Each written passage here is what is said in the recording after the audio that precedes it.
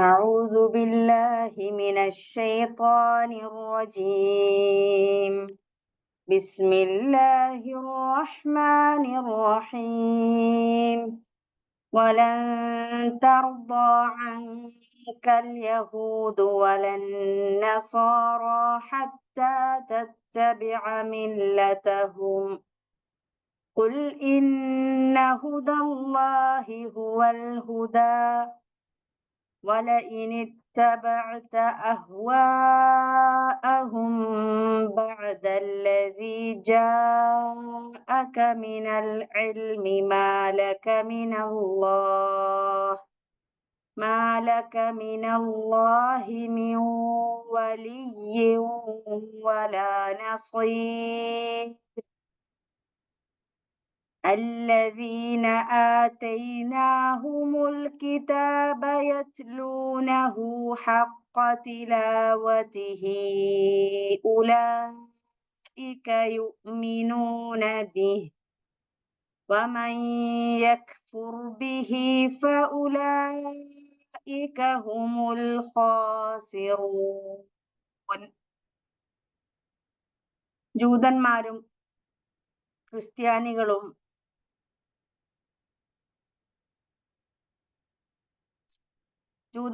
ക്രിസ്ത്യാനികളും ഒരിക്കലും നിന്നിൽ സംതൃപ്തരാകുന്നതല്ല, നീ അവരുടെ മാർഗത്തിൽ നടക്കാൻ തുടങ്ങിയാലല്ലാതെ.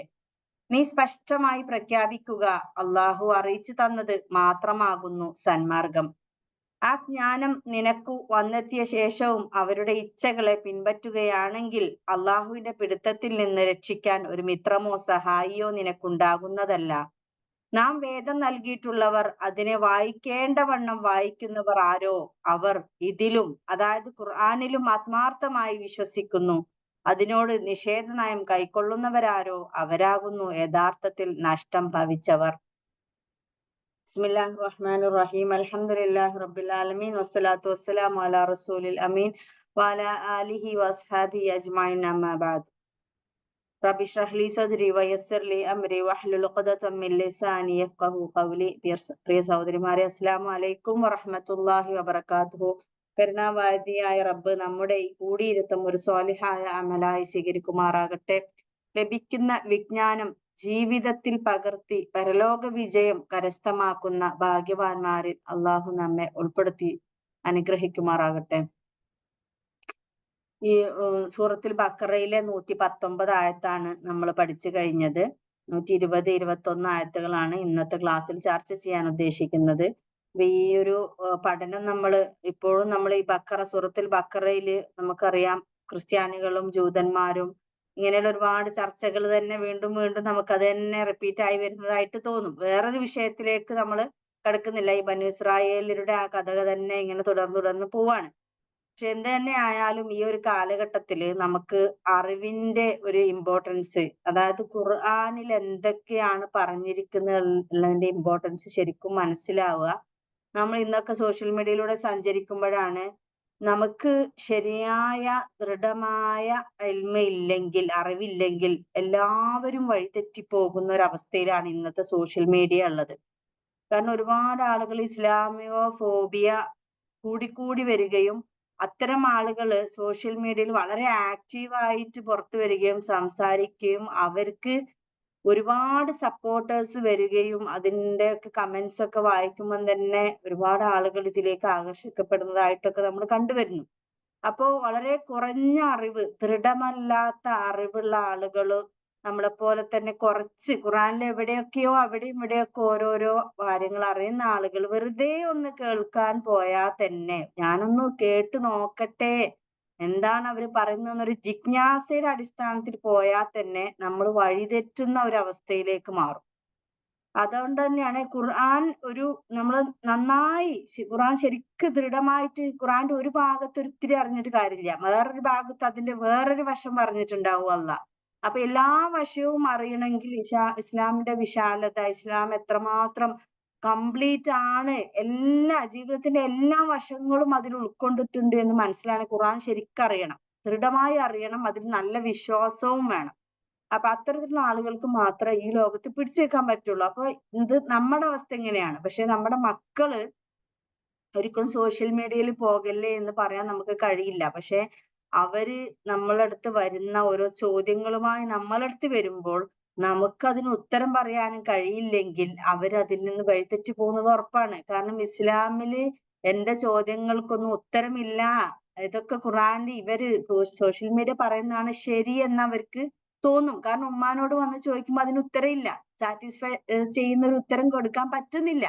അപ്പൊ അവരെന്താണ് നിഷ്കളങ്കരായ മക്കള് തീർച്ചയായും അതാണ് വിശ്വസിക്കുക. അപ്പൊ പിന്നെ അവര് പറയുന്നതാണ് ശരിയെന്ന് വിചാരിക്കും. അപ്പൊ അതുകൊണ്ട് നമുക്ക് ഉമ്മമാരെന്ന നിലയിൽ നമ്മൾ വഴിതെറ്റി പോകാതിരിക്കാൻ നമ്മളെ മക്കളെ നമ്മളെ മാർഗത്തിൽ പിടിച്ചിർത്താനും അറിവ് എന്ന് പറഞ്ഞാൽ അത്രക്കും ഇമ്പോർട്ടന്റ് ആണ് ഈ കാലഘട്ടത്തിൽ. അപ്പൊ ഞാൻ പറയുന്ന ഖുറാനിലെ ഓരോ ആയത്തും നമ്മൾ അത്രയും ശ്രദ്ധിച്ച് അത് എത്രമാത്രം ഈ കാലഘട്ടത്തിൽ അത് ഇമ്പോർട്ടന്റ് ആണ് ഈ ഒരു വിഷയം എന്നുള്ളത് ആ തരത്തിൽ തന്നെ ഖുറാൻ നമ്മൾ മനസ്സിലാക്കണം. പണ്ടത്തെ ആളുകൾക്ക് ഇപ്പൊ ഖുറാൻ ഔട്ട്ഡേറ്റഡ് ആണ് എന്ന് പറയുന്ന ആളുകളുണ്ട്. ഖുറാൻ ഔട്ട്ഡേറ്റഡ് ആണ്. അതായത് അന്നത്തെ കാലഘട്ടത്തിലുള്ള ആളുകൾക്ക് മാത്രമായിട്ടുള്ള ഒരു നിർദ്ദേശങ്ങളാണ് അന്ന് അറേബ്യയിൽ ജീവിച്ചിരുന്ന അവർക്ക് മാത്രമുള്ളതാണ്. ഇതെന്തിനാണ് നമ്മൾ ഇന്നത്തെ കാലത്ത് ഇതെടുത്ത് ഇങ്ങനെ ജീവിക്കുന്നതെന്ന് ചോദിക്കുന്ന ഒരുപാട് ആളുകളുണ്ട് സോഷ്യൽ മീഡിയയിൽ. അപ്പൊ നമ്മുടെ മക്കൾക്കും തോന്നരുത് ഇത് ഔട്ട്ഡേറ്റഡ് ആണ്, ഇത് ഈ കാലഘട്ടത്തിക്ക് പറ്റില്ല എന്ന് തോന്നാൻ പാടില്ല. അല്ല, ഇതൊരിക്കലും അല്ല. അത് ഈ അള്ളാഹ്ക്ക് അറിയാലോ ഖിയാമത്ത് നാൾ വരെ ഖുർആനെ നിലനിർത്താൻ. അപ്പൊ ആ അള്ളാഹ് ഖിയാമത്ത് നാൾ വരെയുള്ള ജനങ്ങളുടെ പോക്കും സോഷ്യൽ മീഡിയ വരുമെന്നും അത് ഇത്രമാത്രം അപകടമാണെന്നും ഇസ്ലാമിനെതിരെ ചളിവാരി എറിയുമെന്നൊക്കെ അള്ളാഹ്ക്ക് ഓൾറെഡി അറിയാം. അതുകൊണ്ട് അത്തരത്തിൽ തന്നെയാണ് ഖുർആനെ അള്ളാഹ് അതൊക്കെ കണ്ടിട്ട് തന്നെയാണ് അവസാന കാലഘട്ടം വരെയുള്ള അവസാന ഗ്രന്ഥമായി ഖുർആൻ ഇറക്കിയതും. പക്ഷെ നമ്മളാകുന്ന മുസ്ലിങ്ങൾക്ക് അതിൽ അറിവില്ല എന്നുള്ളതാണ് അവിടെ പോരായ്മയായിട്ട് വരുന്നത്. മനസ്സിലായില്ലേ? അപ്പൊ വളരെ ശ്രദ്ധിച്ച് നമ്മൾ ഖുർആൻ പഠിക്കുക. ഈ ഒരു പഠനത്തിൽ നമ്മൾ പിന്നെ ഇസ്തിഖാമത്തോടു കൂടി മുന്നോട്ട് പോകണം എന്ന് പറയാനാണ് ഇത് പറഞ്ഞത്. അപ്പൊ ഇന്നത്തെ ആയത്തില് രണ്ടായത്തില് ഒന്നാമത്തത് വലൻ തർദാ അൻകൽ യഹൂദ് വലൻ നസാറ ഹത്താ തത്തബിഅ മില്ലതഹും ഖുൽ ഇന്ന ഹുദല്ലാഹി ഹുവൽ ഹുദാ ولئن اتبعت أهواءهم بعد الذي جاءك من العلم ما لك من الله من ولي ولا نصير. ജൂതന്മാരും ക്രിസ്ത്യാനികളും ഒരിക്കലും നിന്നിൽ സംതൃപ്തരാകുന്നതല്ല നീ അവരുടെ മാർഗത്തിൽ നടക്കാൻ തുടങ്ങിയാലല്ലാതെ. നീ സ്പഷ്ടമായി പ്രഖ്യാപിക്കുക അള്ളാഹു അറിയിച്ചു തന്നത് മാത്രമാകുന്നു സന്മാർഗം. ആ ജ്ഞാനം നിനക്ക് വന്നെത്തിയ ശേഷവും അവരുടെ ഇച്ഛകളെ പിൻപറ്റുകയാണെങ്കിൽ അള്ളാഹുവിന്റെ പിടുത്തത്തിൽ നിന്ന് രക്ഷിക്കാൻ ഒരു മിത്രമോ സഹായിയോ നിനക്കുണ്ടാകുന്നതല്ല. ഇതാണ് ഈ ഒരു വലിയ ആയത്ത്. അത്യാവശ്യം വലിയ ആയത്താണ് അല്ലെ? ഈ വലിയൊരു ആയത്തിന്റെ അർത്ഥം ഇതാണ്. ഇനി നമുക്ക് വാക്കിലൂടെ പോയാൽ ഒന്നായിട്ട് അർത്ഥം പറയുമ്പോൾ നിങ്ങൾക്ക് ഒരു ബുദ്ധിമുട്ട് തോന്നും. ഇത്രയും വലിയ ആയത്തിന്റെ അർത്ഥം ഒന്നായിട്ട് പറയുമ്പോൾ പ്രയാസം തന്നെയാണ്. അപ്പൊ നമുക്കൊരു വാക്കായിട്ട് ബ്രേക്ക് ചെയ്ത് നോക്കാം. വലൻ തർദ വാ ആൻഡ് അടുത്ത കഴിഞ്ഞ ആയത്ത് കണ്ടിന്യൂ ചെയ്ത് വാ എന്ന് പറഞ്ഞ് ആൻഡ് ലൻ തർദ എന്ന വാക്ക് പഠിക്കാൻ എളുപ്പമാണ്. റദിയ എന്ന വാക്കിൽ നിന്ന് വരുന്നതാണ്. റദിയ യർദ. റദിയ എന്ന് പറഞ്ഞാൽ തൃപ്തിപ്പെട്ടു, യർദ തൃപ്തിപ്പെടുന്നു, മുദാരിയം. ഈ വാക്ക് പഠിക്കാൻ എളുപ്പം. നമ്മൾ സാധാരണ സഹാബിമാരെ പേര് പറയുമ്പോ ഉമർ റളിയല്ലാഹു അൻഹു, അബൂബക്കർ റളിയല്ലാഹു അൻഹു എന്ന് പറയാറില്ലേ? ആ റളിയല്ലാ എന്ന് പറഞ്ഞാൽ അള്ളാഹു തൃപ്തിപ്പെട്ടു എന്നർത്ഥം. ആ ഒരു അബൂബക്കർ റളിയല്ലാഹു എന്ന് പറഞ്ഞാൽ അബൂബക്കർ സിദ്ദീഖിന്റെ മേലെ അള്ളാഹു തൃപ്തിപ്പെട്ടിരിക്കുന്നു എന്നാണ് നമ്മളെ പറഞ്ഞു വരുന്നത്. അപ്പൊ റളിയ എന്ന് പറഞ്ഞാൽ തൃപ്തിപ്പെട്ടു എന്നാ അർത്ഥം. അപ്പൊ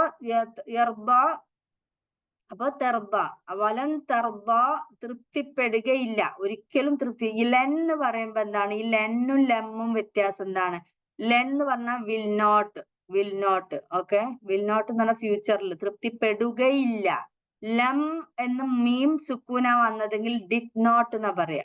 ഡിഡ് നോട്ട് എന്ന് പറഞ്ഞാൽ വന്നില്ല എന്ന് പറയുന്നത്. അപ്പൊ നമ്മള് ഒരാള് വന്നില്ല എന്നും വരികയില്ല എന്ന് പറയുന്നത് രണ്ടല്ലേ? വന്നില്ല എന്ന് പറയാൻ ലെമ്മാണ് യൂസ് ചെയ്യുക, വരികയില്ല എന്ന് പറയാൻ ലെന്നാണ് യൂസ് ചെയ്യുക വെർബിന്റെ മുന്നേ. ഓക്കെ. അതുപോലെ ലൻ തെർദ ഒരിക്കലും തൃപ്തിപ്പെടുകയില്ല. അൻക നിന്നെ കുറിച്ച്. അൻ എന്ന് പറഞ്ഞാൽ എബൌട്ട് അല്ലെങ്കിൽ ഫ്രം എന്നും പറയാറുണ്ട്. അൻ ക നിന്നെ. അപ്പൊ നിന്നെ കുറിച്ച്, നിന്നെ പറ്റി അല്ല ആര് തൃപ്തിപ്പെടുകയില്ല? ആര് തൃപ്തിപ്പെടുകയില്ല? അൽ യഹൂദു യഹൂദികൾ. യഹൂദ് എന്ന് പറയുന്നത് ജൂതന്മാർ നിന്നെ തൃപ്തിപ്പെടുകയില്ല. വ ആൻഡ് ലാ ഇല്ലാ അന്നസാറ, നസ്രാണികളും. നസ്രാണി എന്ന് പറഞ്ഞ ക്രിസ്ത്യൻസിന്റെ മറ്റൊരു പേരാണ് നസ്രാണികൾ എന്ന് പറയുന്നത്. നസാറ, നസ്രാണികൾ, ക്രിസ്ത്യാനികൾ. അപ്പൊ ഈ വാക്കിന്റെ അർത്ഥം വലൻ തർബ, തൃപ്തപ്പെടുകയില്ല, അങ്ക നിന്നെ കുറിച്ച്, അൽ യഹൂദു ആര്, യഹൂദികൾ, അൽ നസാറ നസറാണികളുമില്ല, തൃപ്തിപ്പെടുകയില്ല എന്നർത്ഥം. ഏത് വരെ? ഹത്ത വരെ. ഹത്ത ഏത് വരെ തൃപ്തിപ്പെടുകയില്ല? തത്തബിഅ മില്ലതഹും. ഇവിടെ മില്ലത്ത് എന്ന് പറഞ്ഞാല് മാർഗം, മില്ലത്തഹും അവരുടെ മാർഗം. തത്തബിഅ എന്നുള്ള വാക്ക് ഇത്തബഅ യത്തബിഉ എന്നാണ്. ഇത്തബഅ യത്തബിഉ എന്നാണ് വാക്ക്. ഇത്തബഅ പിൻപറ്റി, ഇത്തിബാ എന്ന് പറയാറില്ലേ? പ്രവാചകനൊക്കെ ഇത്തിബാ എന്ന് പറഞ്ഞാൽ ഫോളോ ചെയ്യുക, പിൻപറ്റുക എന്ന് പറഞ്ഞു. ഇത്തിബാ, ഇത്തബാ റസൂലു എന്ന് പറയും, റസൂലിനെ പിൻപറ്റുക. അപ്പോ ഹത്ത വരെ, ഏത് വരെ അവർ തൃപ്തിപ്പെടുകയില്ല?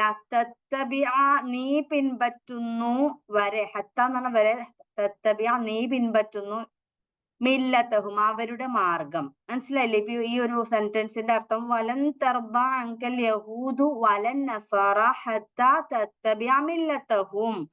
നീ അവരുടെ മാർഗം, അവരുടെ മാർഗം എന്നുള്ളതിന് മില്ലത്തഹും, ഹത്താ തത്തബിഅ പിൻപറ്റുന്നത് വരെ ഈ യഹൂദികളും ഈ ക്രിസ്ത്യാനികളും നിന്നെ കുറിച്ച് തൃപ്തിപ്പെടുകയില്ല. മനസ്സിലായില്ലേ? അവരുടെ മാർഗം, അവരുടെ മതം സ്വീകരിച്ചാൽ മാത്രമേ തൃപ്തിപ്പെടുകയുള്ളൂ എന്നർത്ഥം. തിരിച്ചു പറയുകയാണെങ്കിൽ എന്താണ്? അവരുടെ മാർഗം സ്വീകരിച്ചാൽ മാത്രമേ തൃപ്തിപ്പെടൂ എന്നർത്ഥം. മനസ്സിലായില്ലേ? കുൽ, അപ്പോ പ്രവാചകൻ പറയാണ്, കുൽ നീ പറഞ്ഞേക്കുക, നീ പറയുക. കുൽ എന്ന വാക്ക് ഖാല പറഞ്ഞു, യഖൂലു പറയുന്നു, കുൽ നീ പറയുക. എന്താണ് പറയണത്? ഇന്ന ഹുദല്ലാഹി ഹുവൽ ഹുദ. ഇന്ന തീർച്ചയായും, ഹുദ സന്മാർഗം, അല്ലാഹി അള്ളാഹുവിന്റെ, ഹുവ അതാകുന്നു. ഹുവ എന്നുള്ളതിന് അവൻ എന്നർത്ഥമുണ്ട്, അത് എന്നർത്ഥമുണ്ട്. ഒരു വസ്തുവോ അല്ലെങ്കിൽ ഒരു മാർഗത്തെ കുറിച്ചോ അല്ലെങ്കിൽ എന്തെങ്കിലും ഒരു വിഷയത്തെ കുറിച്ച് പറയുമ്പോൾ അത് എന്നാ പറയാ. ഒരു ജീവനുള്ള വസ്തുക്കളെ കുറിച്ച് പറയുമ്പോൾ അത് ഹുവ എന്നുള്ളത് അവൻ എന്നുള്ള അർത്ഥത്തിൽ പറയും. രണ്ടും ഒന്നാണ്. ഇറ്റ് എന്നുള്ളതാണ് ഇവിടെ പറയുന്നത്. ഇറ്റ്, ഹുവ അതാകുന്നു, അൽഹുദ. അൽഹുദ, അൽഹുദ എന്ന് പറഞ്ഞാൽ മാർഗദർശനം, ശരിയായ ഹുദ. പിന്നെ അപ്പൊ ഇന്ന ഹുദല്ലാഹി ഹുവൽ ഹുദ, തീർച്ചയായും അള്ളാഹുവിന്റെ ദൈവിക മാർഗദർശനമാകുന്നു നേരായ മാർഗദർശനം, ശരിയായ മാർഗദർശനം. അപ്പൊ ഇത് ഒരു പ്രത്യേക പ്രയോഗമാണ് കേട്ടോ. ഇന്ന ഹുദല്ലാഹി അള്ളാഹുവിന്റെ ഹുദയാകുന്നു, ഹുവൽ ഹുദ അതാകുന്നു, അതത്രേ ശരിയായ ഹുദ. അൽ ഹുദ, ഈ അൽ ഹുദയും ഹുദയും തമ്മിൽ വ്യത്യാസം എന്താ? ഹുദ എന്ന് പറഞ്ഞാല് ഒരു മാർഗദർശനം എന്നാണ്. അൽ ഹുദ എന്ന് പറയുന്ന അറബിക്കിൽ മാരിഫയായി മാറും. ആരിഫ എന്ന് പറയുന്ന നെക്കിറയും മാരിഫയും എന്താ വ്യത്യാസം? നെക്കിറ എന്ന് പറഞ്ഞാൽ എ ബുക്ക് എന്ന് പറയുന്ന പോലെ, ഒരു പുസ്തകം, അത് ഏത് പുസ്തകവും ആവാം. ഒരു പുസ്തകം എന്ന് പറയുമ്പോ, അപ്പോ ദ ബുക്ക് എന്ന് ഇംഗ്ലീഷിൽ പറഞ്ഞാൽ എന്താ? THE, ദ ബുക്ക് എന്ന് പറഞ്ഞാൽ ആ ഒരു പെർട്ടിക്കുലർ ബുക്ക്. ദ ബുക്ക് എന്ന് പറയുന്ന ഒരു പ്രത്യേക ബുക്കിനെ മനസ്സിൽ വിചാരിച്ചിട്ടാണ് നമ്മൾ ദ ബുക്ക് എന്ന് പറയാ ഏതൊരു സെന്റൻസിൽ. അതുപോലെയാണ് ഹുദ എന്ന് ഒറ്റക്ക് പറയുന്നതും അൽ എന്ന് ചേർത്ത് അൽ ഹുദ എന്ന് പറഞ്ഞത് മാരിഫയാവും ഇംഗ്ലീഷിൽ ദ എന്ന് പറഞ്ഞ പോലെ. അപ്പൊ ആ ശരിയായ മാർഗദർശനം എന്ന് പറയുന്നത് ഈ ഇപ്പോ ദീനൊക്കെ പറയുമ്പോ അദ്ദീൻ, ഇഹ്ദിന സിറാത്ത്, മാലികി യൗമിദ്ദീൻ എന്ന് ഖുറാനിൽ അദ്ദീൻ എന്നാ പറയാ. ഇസ്ലാം മതത്തെ കുറിച്ച് പറയുമ്പോ അദ്ദീൻ, ആ യഥാർത്ഥ ആ ശരിയായ ദീൻ എന്ന് പറയുന്ന അദ്ദീൻ എന്നാ പറയാ, അല്ല് വെച്ചിട്ട്. അല്ലാതെ അൽദീൻ വായിക്കില്ല കേട്ടോ. അദ്ദീൻ അത് ഷംസിയ ഖമറിയ എന്നുള്ളതിൻ്റെതാണ്. അപ്പൊ അതുപോലെ ഇവിടെ അൽ ഹുദ, ആ ഒരു മാർഗദർശനം എന്ന് പറയുന്നത് എന്താണ്? ഹുദല്ലാഹി അള്ളാഹുവിന്റെ മാർഗദർശനമാണ്, ശരിയായ ഒരു മനുഷ്യനുള്ള ആ പ്രത്യേക മാർഗദർശനം എന്ന് നമുക്ക് വിളിക്കാവുന്ന മാർഗദർശനം എന്ന് പറയുന്നത് അള്ളാന്റെ മാർഗദർശനം മാത്രമാണെന്നാണ് ഈ പറഞ്ഞു വരുന്നത് കേട്ടോ. നമ്മൾ സാധാരണ സംസാരിക്കുമ്പോ പറയാറില്ലേ, എന്തെങ്കിലും കാര്യം പറയുമ്പോ അത് തന്നെയാണ് ഞാൻ പറഞ്ഞത് എന്നൊക്കെ പറഞ്ഞിട്ട് ഒന്ന് സ്ട്രെസ് ചെയ്യുമല്ലോ. ചില ഒരു സാധനത്തിന് നമ്മൾ സ്ട്രെസ് ചെയ്ത് പറയണമെങ്കിൽ ഞാൻ ആ പറഞ്ഞതില്ലേ, അല്ലെങ്കിൽ അത് തന്നെയാണ് ഞാൻ പറഞ്ഞ ആ ഒരു സാധനം എന്ന് പറഞ്ഞ പോലെയാണ് ഇവിടെ ഇന്ന ഹുദല്ലാഹി ഹുവൽ ഹുദ. തീർച്ചയായും അള്ളാഹുവിന്റെ മാർഗം തന്നെയാണ്, അതാണ് സന്മാർഗം, നേരായ മാർഗം എന്ന് പറയുന്നത്. ഇനി അപ്പൊ പ്രവാചകനോട് പറയാണ്, നീ അത് പറഞ്ഞേക്ക്. നിങ്ങൾ എന്ത് നസാറയും ക്രിസ്ത്യാനികളും എന്ത് പറഞ്ഞാലും അവരൊരിക്കലും അവരുടെ മതം പിൻപറ്റാതെ നിന്നോട് അവർ തൃപ്തിപ്പെടുകയില്ല, നിന്നോട് അവർ സന്തോഷിക്കുകയില്ല. അപ്പൊ അവരോട് നീ തിരിച്ചു പറഞ്ഞേക്ക്, അള്ളാന്റെ മാർഗദർശനമാണ് ശരിയായ മാർഗദർശനം, നിങ്ങൾ ഈ പറയുന്നതൊന്നും അല്ല. അപ്പൊ വല ഇനി ആൻഡ് ഇൻ ഇഫ് ലെ ഇൻ എന്ന് പറഞ്ഞ എങ്കിൽ, എങ്കിൽ ലഇൻ ഇത്തബഅ എന്ന് പറയുന്നത് നേരത്തെ അതേ വാക്ക് തന്നെയാണ് കേട്ടോ. ഇത്തബഅ യത്തബിഉ, ഇത്തബഅ പിൻപറ്റി, യത്തബിഉ പിൻപറ്റുന്നു. അപ്പൊ ഇത്തബഅ വലഇനിത്തബഅത, ഇവിടെ ഇത്തബഅത എന്ന് പറഞ്ഞാൽ നീ പിൻപറ്റി എന്നാണ്. എന്തുകൊണ്ട് ഇവിടെ നീന്നായി, നീ എന്നായത്? ലഇൻ എന്നുള്ളതാണ് എങ്കിൽ എന്നുള്ള അർത്ഥം. ലഇല്ലം തൻതഹി ലനസ്ഫഅ ബിന്നാസി എന്നൊക്കെ അല്ലേ സൂറത്തുൽ ഇതില് നമ്മളെ ഇഖ്റ ബിസ്മില് സൂറത്തുൽ അലഖില്. അപ്പൊ അതിൽ അപ്പൊ എന്തുകൊണ്ട് ഇവിടെ നീ എന്നായി എന്ന് ചോദിച്ചാൽ അതൊരു തജ്വീദ് നിയമം കാരണം അത് പാരായണത്തിനുള്ള ഫ്ലുവൻസിക്ക് വേണ്ടി രണ്ട് സുക്കൂന് ഒരുമിച്ച് വരുമ്പോൾ, ഇപ്പൊ എന്നും ഇത്തബാ എന്നുള്ളതിൽ ഇത്തബാ എന്നുള്ളതിൽ ത എന്ന് പറയുന്നത് തീത്ത എന്നുള്ളതാണ്. തീത്ത ഈ അറബിക്കില് ഒരു അക്ഷരം ഷദ്ദിട്ട് വരിക എന്ന് പറഞ്ഞാല് അതിന്റെ ആദ്യത്തെ അക്ഷരം സുക്കൂനാണ്.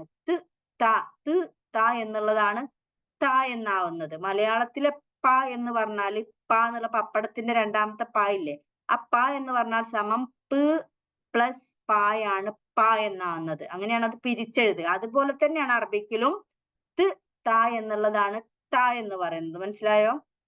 ത നമ്മുടെ എഴുതി കാണിച്ചരാ, വൈറ്റിലാണുള്ളത് അല്ലെ നൊട്ടേഷൻ അതില്. മനസ്സിലായല്ലോ, വൈറ്റ് ആയിട്ടാ വരുന്നത്. അപ്പൊ ഈ ത എന്നുള്ളതാണ് എന്നുള്ളത്. അപ്പൊ അപ്പൊ രണ്ട് സുക്കൂന് ഒരുമിച്ച് ഒരു സ്ഥലത്ത് വരുമ്പോൾ നമുക്കത് പാരായണം ചെയ്യാൻ ബുദ്ധിമുട്ടായത് കൊണ്ട് ഒന്നാമത്തെ സുക്കൂനായ ഇൻ എന്നതിലെ നൂൻ സുക്കൂന് ഹർക്കത്തിട്ട് കൊടുക്കും.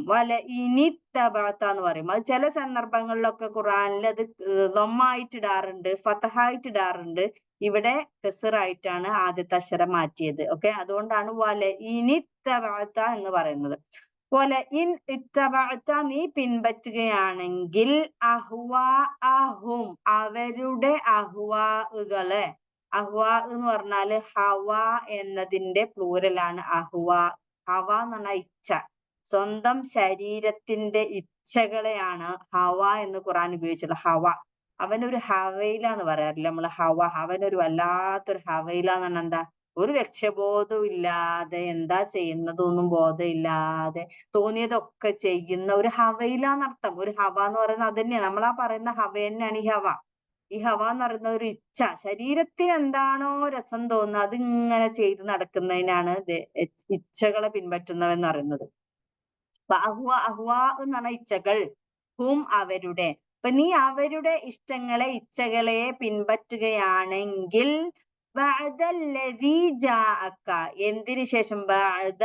ശേഷം ഏതൊന്ന് നിനക്ക് വന്നു. എന്ന് പറഞ്ഞാൽ വന്നു എന്നർത്ഥം. എന്നുള്ളതാണ് വാക്ക്. വന്നു, നിനക്ക്.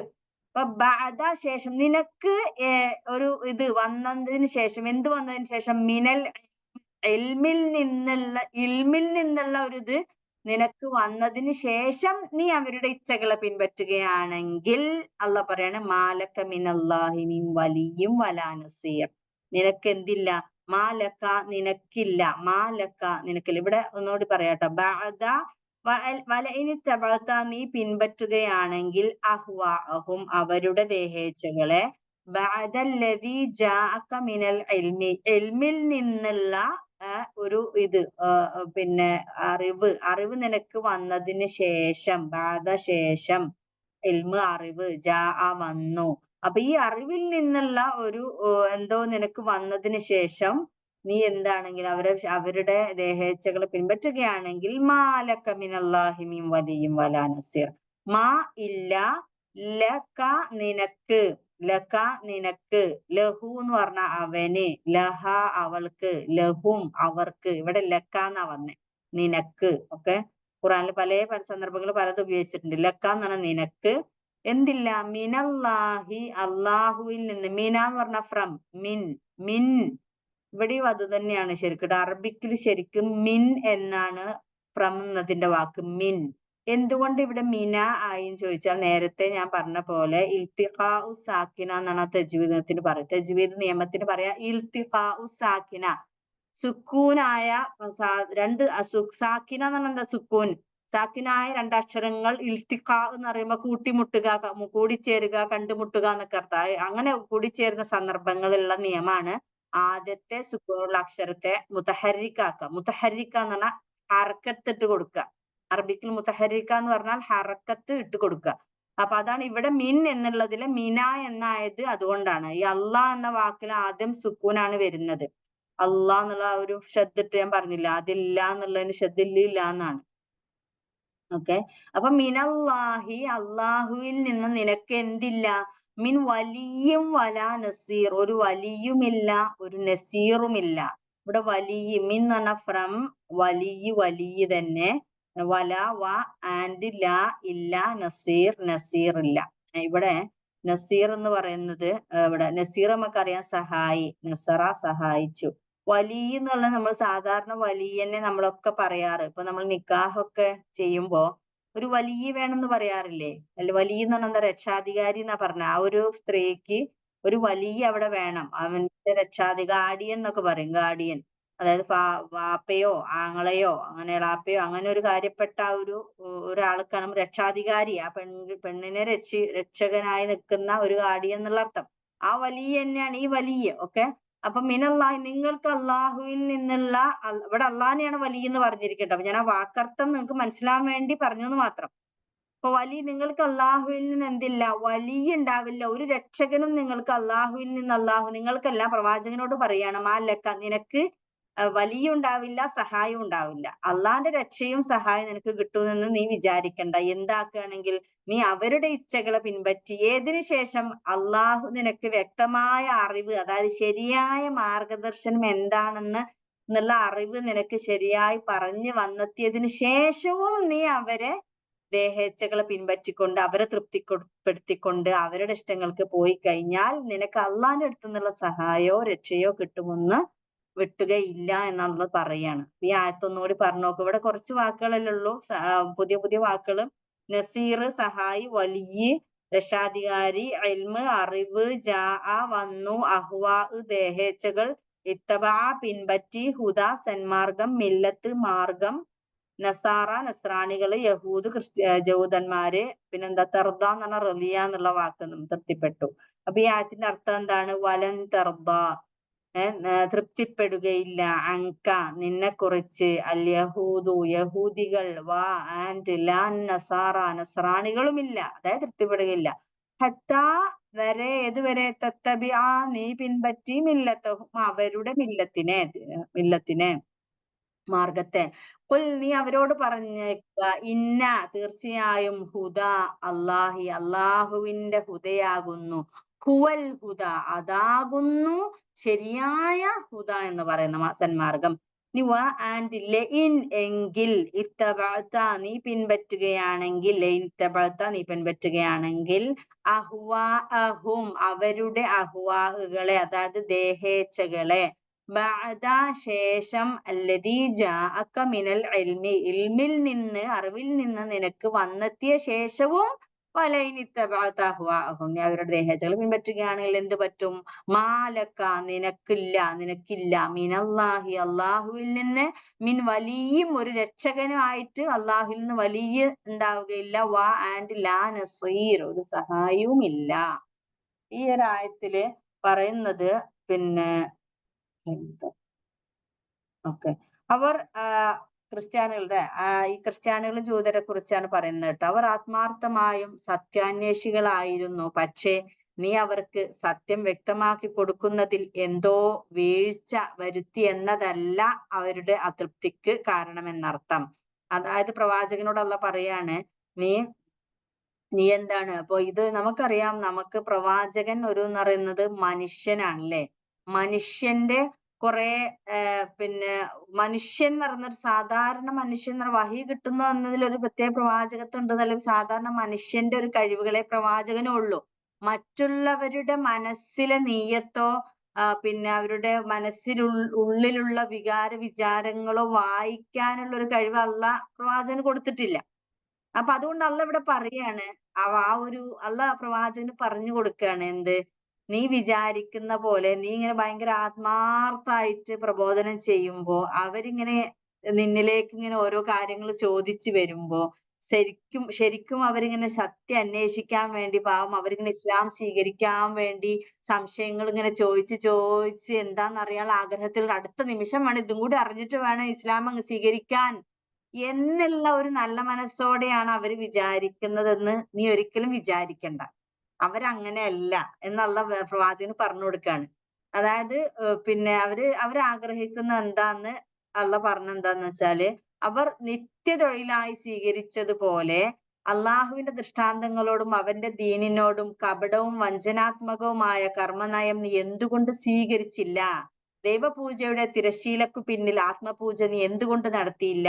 ദീനിന്റെ തത്വങ്ങളെയും വിധികളെയും സ്വന്തം ആശയാഭിലാഷങ്ങൾക്കൊത്ത് വാർക്കാൻ നീ എന്തുകൊണ്ട് ധൈര്യപ്പെട്ടില്ല? കപടനാട്യത്തിനും ഗോതമ്പ് കാണിച്ച് ചോളം വിൽക്കുന്ന കച്ചവടത്തിനും നീ എന്തുകൊണ്ട് തുനിഞ്ഞില്ല? ഇതെല്ലാമാണ് വാസ്തവത്തിൽ അവരുടെ അമർഷത്തിനും വെറുപ്പിനുമുള്ള കാരണം. അതിനാൽ അവരെ തൃപ്തിപ്പെടുത്തുക എന്ന ചിന്ത വിട്ടുകളഞ്ഞേക്കുക. കാരണം അവരുടേതായ വർണ്ണവും രീതിയും നീ കൈക്കൊള്ളാതിരിക്കുകയും ദീനിനോട് അവർ നടത്തുന്ന അതേ നിലക്കുള്ള ഇടപാട് നീ നടത്താതിരിക്കുകയും ആദർശകർമ്മങ്ങളെ സംബന്ധിച്ചിടത്തോളം അവർ അകപ്പെട്ടു കഴിഞ്ഞ ദുർമാർഗങ്ങളിൽ നീ അകപ്പെടാതിരിക്കുകയും ചെയ്യുന്ന കാലത്തോളം അവർ നിന്നെ തൃപ്തിപ്പെടുക അസംഭവ്യമാണ്. നിങ്ങൾക്കറിയാം, യഹൂദരും ക്രിസ്ത്യാനികളും അവരുടെ ദേഹേച്ഛക്കനുസരിച്ച് അവരുടെ ദേഹേച്ഛക്കനുസരിച്ച് അവരോട് അള്ളാഹു വേദത്തിൽ ഇറക്കിക്കൊടുത്ത ഒരുപാട് വിധിവിലക്കുകളെ മാറ്റി എഴുതിയിരുന്നു നമുക്കറിയാം. കച്ചവടത്തിലും മറ്റും കാപട്യങ്ങളും ഒരുപാട് കാര്യങ്ങൾ അവരുടെ ഇഷ്ടത്തിന് വേണ്ടി മാറ്റിയിട്ടുണ്ടായിരുന്നു. അപ്പൊ പ്രവാചകൻ എന്താ ഇങ്ങനെ ചെയ്യാത്തത്? അവരുടെ ഇഷ്ടത്തിന് ഉള്ള പോലെ അള്ളാഹു ഇറക്കിക്കൊടുത്ത ഒരു കാര്യത്തെയും വളച്ചൊടിക്കുകയോ വക്രത വരുത്തുകയോ അതിലൊരു കൂട്ടിച്ചേർക്കലോ അതിന്ന് എടുത്തു കളയുകയോ അങ്ങനത്തെ ഒരു ഇതും ചെയ്യാതെ അത് അതുപോലെ പ്രബോധനം ചെയ്യുന്ന ഒരു അവസ്ഥയാണ് പ്രവാചകൻ ചെയ്തുകൊണ്ടിരിക്കുന്നത്. അപ്പൊ എന്താണ് നീ ഞങ്ങളെപ്പോലെ ഇതാവാത്തത്? നീ നിന്റെ ഇഷ്ടത്തിന് നിനക്ക് വലിയ ശരിക്കും അവരതൊക്കെ ചെയ്ത് പ്രമാണിമാരാവാനും സമൂഹത്തിൽ അവരുടെ പൗരോഹിത്യം നിലനിർത്താനും പാവങ്ങളെ എന്നും അവരെ കീഴിൽ നിലനിർത്തിക്കൊണ്ട് അവരുടെ ഇഷ്ടത്തിന് അങ്ങനെയുള്ള കുറെ ഉദ്ദേശങ്ങളായിരുന്നു. അവരുടെ ദേഹേച്ഛകൾക്കനുസരിച്ച് അവരത് മാറ്റിമറിച്ചായിരുന്നു. പക്ഷെ പ്രവാചകൻ എന്താ ചെയ്യാത്തത്? അപ്പൊ അള്ളാഹ് ഇവിടെ പറയാണ്, നീ അങ്ങനെ ചെയ്യാത്തിടത്തോളം കാലം അവർ നിന്നിൽ തൃപ്തിപ്പെടുകയില്ല എന്നാണ് ഇവിടെ പറഞ്ഞു വരുന്നത് ഈ ഒരു ആയത്തില്. അപ്പൊ ഇവിടെ 120 അല്ലേ, പ്രവാചകനെ കഴിഞ്ഞ ആയത്തില് 119 ആയത്തിൽ അള്ളാഹു അവസാനം അവിടെ കഴിഞ്ഞ ക്ലാസ്സിൽ ഞാൻ നിർത്തിയത് ഒരു പ്രവാചകനെ സാന്ത്വനപ്പെടുത്തിക്കൊണ്ടാണ് ആയത്ത് അവസാനിച്ചത് അല്ലെ. അവർ സാന്ത്വനപ്പെടുത്തണം. അപ്പൊ ഇവിടെ യഹൂദ ക്രിസ്ത്യരുടെ ചോദ്യങ്ങൾക്കൊക്കെ നന്നായി മറുപടി പറയുകയും അവരാവശ്യപ്പെടുന്ന ദൃഷ്ടാന്തങ്ങൾ കാണിച്ചു കൊടുക്കുകയും ഒക്കെ ചെയ്താൽ അവർ ഈ പ്രവാചകനും വേദത്തിലും വിശ്വസിച്ചു കൊള്ളുമെന്ന് വിചാരിക്കുന്നുവെങ്കിൽ നിങ്ങൾക്ക് തെറ്റി. പ്രവാചകനോട് അള്ളാഹ് പറയണത് നിനക്ക് തെറ്റിപ്പോയി. വിശ്വസിക്കാൻ വേണ്ട ബോധ്യം വരികയല്ല അവരുടെ ഇത്തരം ആവശ്യങ്ങളുടെ ലക്ഷ്യം, മറിച്ച് വിശ്വസിക്കാതിരിക്കാനുള്ള പഴുതുകൾ കണ്ടെത്തുകയാണ്. യഹൂദർ നിങ്ങളിൽ സംതൃപ്തരാവണമെങ്കിൽ നിങ്ങൾ യഹൂദമതം സ്വീകരിക്കണം. നെസ്രായർ അതായത് ക്രിസ്ത്യാനികൾ സംതൃപ്തരാവണമെങ്കിൽ നസ്രായ മതം സ്വീകരിക്കണം. ഈ രണ്ട് മതങ്ങൾ തന്നെ പരസ്പരം തള്ളിപ്പറയുന്നവയാണ്. അതുകൊണ്ട് ഇതിലേതെങ്കിലും ഒന്ന് സ്വീകരിച്ചാൽ പോലും നിങ്ങൾക്ക് രണ്ടു കൂട്ടരെയും തൃപ്തിപ്പെടുത്താനാവില്ല. മനസ്സിലായില്ലേ? ക്രിസ്ത്യാനികൾ പറയുന്ന അവരെ മതം സ്വീകരിച്ചാലേ അവര് ഹാപ്പി ആവുള്ളൂ, യഹൂദര് പറയുന്ന അവരെ മതം സ്വീകരിച്ചാലേ അവര് ഹാപ്പി ആവുള്ളൂ. അപ്പോ ഏതെങ്കിലും ഒന്നല്ല ഒരു മനുഷ്യന് സ്വീകരിക്കാൻ പറ്റൂ. അപ്പൊ ഒരാൾക്ക് സ്വീകരിച്ചാൽ മറ്റാള് പിന്നെയും അത് തൃപ്തിപ്പെടുകയില്ല. അപ്പൊ ഒരിക്കലും ഇവരെ രണ്ടുപേരെയും തൃപ്തിപ്പെടുത്താൻ നിനക്ക് സാധ്യമല്ല എന്നർത്ഥം. ഒരേ സമയം രണ്ട് മതങ്ങളും സ്വീകരിക്കുക സാധ്യമല്ല. വാസ്തവത്തിൽ ഈ രണ്ട് മതങ്ങളും ദൈവിക സന്മാർഗമല്ലതാൻ. അതിനാൽ മുസ്ലിങ്ങൾ അവരോട് തുറന്നു പറയേണ്ടത് ഇതാണ്. അള്ളാഹു പറയണം, ഖുൽ എന്ന് പറഞ്ഞല്ലോ, ഇന്ന ഹുദല്ലാഹി ഹുവൽ ഹുദ. യഥാർത്ഥ സന്മാർഗം എന്ന് പറയുന്നത് അള്ളാഹു ദിവ്യബോധനത്തിലൂടെയും വേദത്തിലൂടെയും പ്രവാചകന്മാരെ പഠിപ്പിച്ചിട്ടുള്ള ആദർശങ്ങളും ധർമ്മങ്ങളുമാകുന്നു. യഥാർത്ഥ സന്മാർഗം കേവല ബുദ്ധിയുടെ ഉൽപ്പന്നമല്ല എന്നുകൂടി ഈ സൂക്തം സൂചിപ്പിക്കുന്നുണ്ട്. ഇവിടെ നമ്മൾ പ്രത്യേകം ശ്രദ്ധിക്കേണ്ട ഒരു കാര്യം, ഇവിടെ അള്ളാഹ് പറയുന്നത് ഇന്ന ഹുദല്ലാഹി ഹുവൽ ഹുദ എന്ന് പറയുന്നത് നമ്മൾ അടിവരയിട്ട് മനസ്സിലാക്കണം. ഇന്ന ഹുദല്ലാഹി ഹുവൽ ഹുദ. അള്ളാഹു നൽകിയ സന്മാർഗമാണ് യഥാർത്ഥ സന്മാർഗം എന്ന് പറഞ്ഞാൽ അതിന്റെ അപ്പുറം വേറെ ഒന്നും സന്മാർഗമല്ല എന്നാ പറഞ്ഞത്. അത് നമ്മൾ പ്രത്യേകം ശ്രദ്ധിക്കണം. അള്ളാന്റെ മാർഗദർശനം മാത്രമാകുന്നു മാർഗദർശനം. അതിന്റെ അപ്പുറമുള്ള എല്ലാ മാർഗദർശനമായി ആരെങ്കിലും വന്നാലും അതൊന്നും ശരിയായ മാർഗദർശനം അല്ല എന്ന് കൂടി ഇതിൽ നിന്ന് മനസ്സിലാക്കണം. അതായത് ബുദ്ധി കൊണ്ട് മാത്രം മനുഷ്യന് നന്മയും തിന്മയും സത്യവും ധർമ്മവും കണ്ടുപിടിക്കാൻ കഴിയില്ല. ഈ കാലഘട്ടത്തിൽ ഭയങ്കര ഇമ്പോർട്ടന്റ് ആണ്. അതുകൊണ്ടാണ് ഞാൻ വീണ്ടും വീണ്ടും പറയുന്നത്. ഈ കാലഘട്ടത്തില് സോഷ്യൽ മീഡിയയില് വളരെയധികം ചർച്ച ചെയ്യപ്പെടുന്ന ഒരു വിഷയമാണ് ബുദ്ധി കൊണ്ട് മാത്രം മനുഷ്യന് നന്മയും തിന്മയും സത്യവും ധർമ്മവും കണ്ടുപിടിക്കാൻ കഴിയില്ല. വ്യക്തിയുടെ സാഹചര്യം നിങ്ങൾ മനസ്സിലാക്കണം. ഈ കാലഘട്ടത്തിൽ ഏറ്റവും കൂടുതൽ ദീനിനെ അവർ പറയുന്നത് യുക്തിക്കനുസരിച്ച്, യുക്തിവാദി എന്നാണ് നമ്മൾ പറയാ. പല ആളുകളും ഉണ്ട്, ഒരുപാട് ആളുകൾ യുക്തിവാദിയാണ്. യുക്തിവാദി എന്ന് പറയുന്നത് ഒരു മനുഷ്യന് അവന്റെ യുക്തിക്ക് തൃപ്തിപ്പെടുന്ന, അതിന് ഉത്തരം കിട്ടുന്ന കാര്യങ്ങൾ മാത്രം അവൻ വിശ്വസിക്കൂ എന്നാണ് ഒരു യുക്തിവാദിയുടെ വാദം. യുക്തിവാദി വാദം എന്താ? അവന്റെ ചിന്തയിൽ നിന്ന് അതിന് ഉത്തരം കിട്ടുന്നില്ല. മരണശേഷം ഒരു ജീവിതമുണ്ട്. എങ്ങനെ തെളിയിക്കും? മരിച്ചു കഴിഞ്ഞ് കബറിൽ പോയി കഴിഞ്ഞാൽ എല്ലും തോലുമായ ഒരു മനുഷ്യൻ എങ്ങനെ തിരിച്ചു വരും? എന്ത് വിചാരണ? അങ്ങനെയൊക്കെ ഒരു മനുഷ്യന്റെ ബുദ്ധിക്ക് പറ്റുമോ? അതിനൊരു ഉത്തരം മരിച്ചവരൊന്ന് ജീവിപ്പിച്ച് കാണിച്ചു എന്നാ ഞാൻ വിശ്വസിക്കും. ഇതുപോലെ സ്വന്തം തുച്ഛമായ ബുദ്ധിയിൽ നിന്ന് ശരിയെന്ന് തോന്നുന്നത് മാത്രം വിശ്വസിക്കുന്നവരാണ് യുക്തിവാദികൾ. അപ്പൊ ആ ബുദ്ധി കൊണ്ട്, അപ്പൊ അള്ളാഹ് ഇവിടെ പറയുന്നത് എന്താണ്? ബുദ്ധി കൊണ്ടൊന്നും മനുഷ്യന്റെ നന്മയും തിന്മയും അല്ല. അത് എന്തുകൊണ്ടാന്ന് വെച്ചാൽ അതിൽ ഇവിടുത്താണ് ശരിയായൊരു പോയിന്റ് ഇവിടെയാണ് കിടക്കുന്നത്. നമ്മള് മക്കൾക്കൊക്കെ മനസ്സിലാക്കി കൊടുക്കേണ്ട പോയിന്റ് എന്താന്ന് വെച്ചാല്, ഓരോ മനുഷ്യന്റെയും ബുദ്ധി പ്രവർത്തിക്കുന്നത് വ്യക്തിയുടെ സാഹചര്യം, അഭിരുചി, താല്പര്യം തുടങ്ങിയവയെ ആശ്രയിച്ചാണ് അവന്റെ ബുദ്ധി പ്രവർത്തിക്കുന്നത്.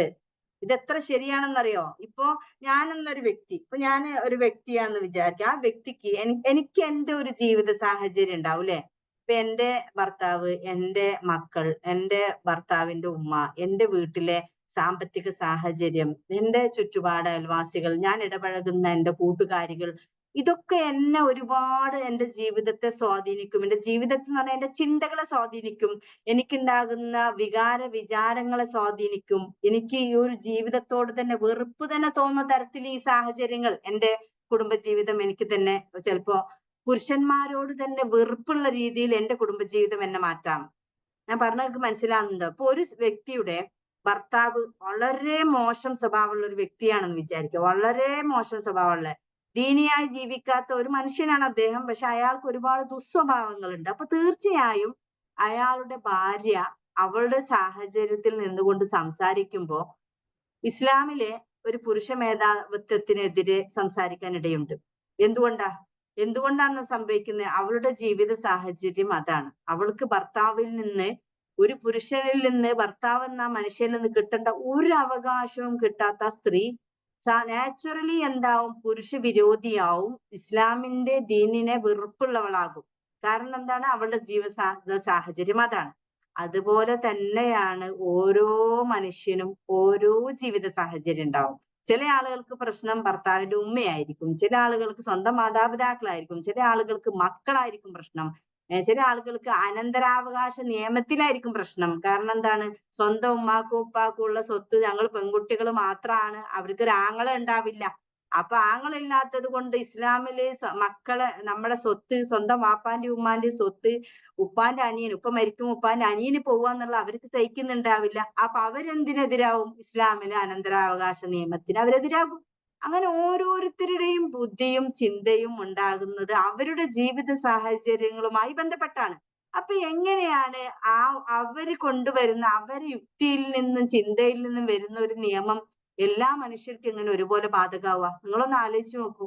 എങ്ങനെ അത് ശരിയാവും? അപ്പൊ അതാ പറഞ്ഞ, അള്ളാഹു എന്ന് പറയുന്നത് എല്ലാ സൃഷ്ടികളെയും സൃഷ്ടിച്ച അള്ളാഹു അറിയാം ഒരു മനുഷ്യൻ എങ്ങനെ ജീവിക്കണം, ഏതാണ് ആത്യന്തികമായിട്ട് ഒരു സമൂഹത്തിലെ ഓരോ വ്യക്തിയുടെയും അവകാശത്തെ കൃത്യമായി സംരക്ഷിക്കപ്പെട്ടുകൊണ്ട് നിയമങ്ങൾ ഉണ്ടാക്കാൻ അള്ളാഹ്ക്ക് മാത്രമേ കഴിയുള്ളൂ. ഒരു മനുഷ്യനും അത് സാധ്യമല്ല.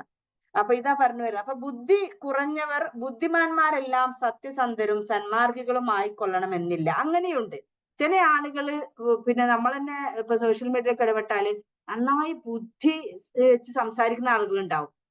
ഇപ്പൊ ചില ആളുകളൊക്കെ ഭയങ്കര വൈറൽ ആയിട്ടുണ്ടാവും. കാരണം അവർ നല്ല കഴിവുള്ളവരും സംസാരിക്കാൻ കഴിവുള്ളവരും ബുദ്ധിയുള്ളവരും ചിന്തകരൊക്കെ ആയതുകൊണ്ട് അവര് നല്ലോണം ആളുകളുടെ ഇൻഫ്ലുവൻസ് ആയിട്ടുണ്ട്. പക്ഷെ അവരൊരിക്കലും നമുക്ക് പറയാൻ പറ്റില്ല അവര് സന്മാർഗരും സത്യസന്ധരും അവര് നല്ല നല്ല സന്മാർഗദർശികളാണെന്ന് നമുക്കൊരിക്കലും പറയാൻ പറ്റില്ല. മനസ്സിലായില്ലേ? അയാളൊരു കഴിവുള്ള ആളാന്ന് വെച്ച് സത്യസന്ധനാവണമെന്നില്ലല്ലോ. അള്ളാഹ് അയാൾക്ക് ബുദ്ധിയും ചിന്തിക്കാനുള്ള കഴിവും കൊടുത്തിട്ടുണ്ടെങ്കിൽ സത്യസന്ധനാവണമെന്നില്ലല്ലോ. എന്തുകൊണ്ട് അങ്ങനെ ചിന്തിച്ചൂടാ? അയാൾ സന്മാർഗിയാവണമെന്നില്ലല്ലോ.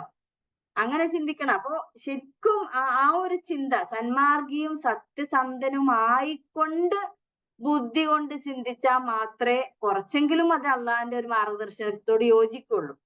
പിന്നെ നമ്മൾക്ക് പിന്നെ ഇങ്ങനെയും പറയാൻ പറ്റില്ല, ബുദ്ധി കുറഞ്ഞവർ ദുഷ്ടരോ ദുർമാർഗികളോ ആയിക്കൊള്ളണമെന്നില്ല. അങ്ങനെയുണ്ട്. ബുദ്ധി ഇല്ലാത്തവര് പിന്നെ ദുഷ്ടന്മാര് ദുർമാർഗികൾ അങ്ങനെയില്ലല്ലോ.